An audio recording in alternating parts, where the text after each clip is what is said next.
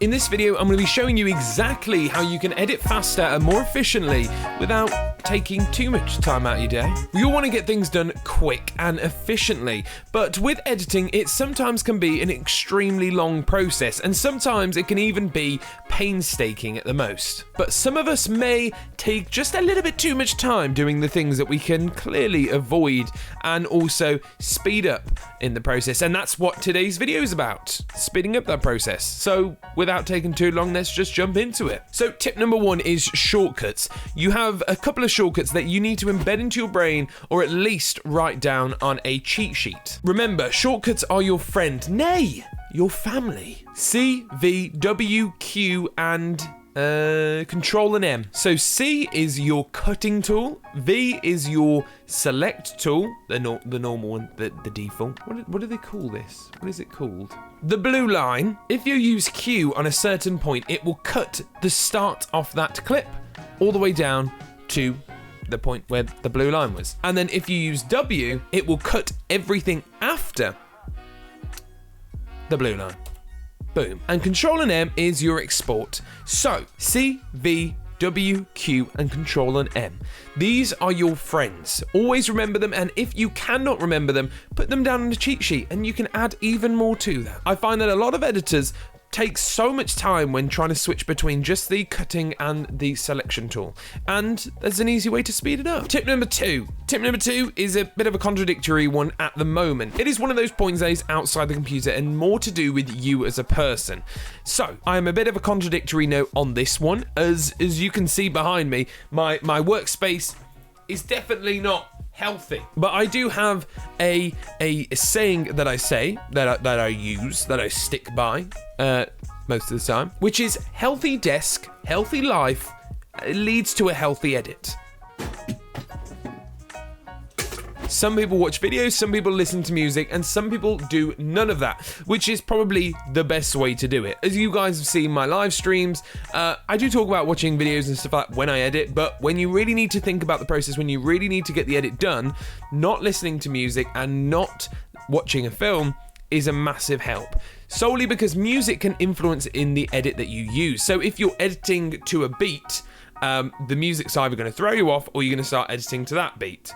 Be very careful. And to optimize your edit along with your skills in the editing suite, make sure to take your time out of your day just to get up, move, relax, think about it. You know, a big part of my process was going downstairs to make a coffee and to give myself 5 minutes just so I can think about the edit and what I kind of want to do and where I want it to go. Because if you sit there and you get stuck, you often find that it's like a sinking sandpit and you can just end up swallowing yourself whole with doing absolutely nothing. Keep distractions away to help you progress through the edit, because often if you're watching something like I made the biggest mistake of watching Kenobi while I edit, and I end up just looking the complete other direction. Tip number three is process. Don't overcomplicate your process. Your $5,000 masterclass tutorial may tell you to do everything that you need to do to prepare yourself for the future, like organizing all of your footage and selecting color codes and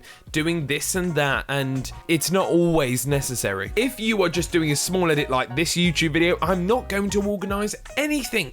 Do you know why? Because there's only going to be about 2-3 video layers, if that. Why would I need to folder when I've got so little amount of assets that I can just kind of keep them all on one screen? And don't get me wrong, for bigger projects, 100%, just get it done. You know, if you're editing films, large files, large projects, make sure you're all organized. But for just smaller projects, do you need to spend those 2 hours organizing everything when you could just get started with the edit, get into the rhythm of things?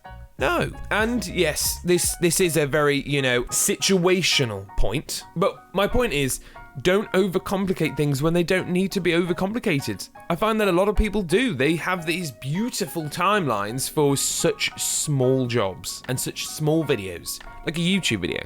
Does it need to be overcomplicated? No. Do you need to make it overcomplicated? You can if you want, but what's the point? You're taking too long. So to recap that point, which may have gone a bit over the top, don't overcomplicate things. It doesn't always need to be complicated. You don't always need to be absolutely perfect. The edit needs to be perfect, so spend more time doing the edit than organizing the edit. I know, it's an odd one. Just edit. So those are only my 3 small pointers to increasing your edit.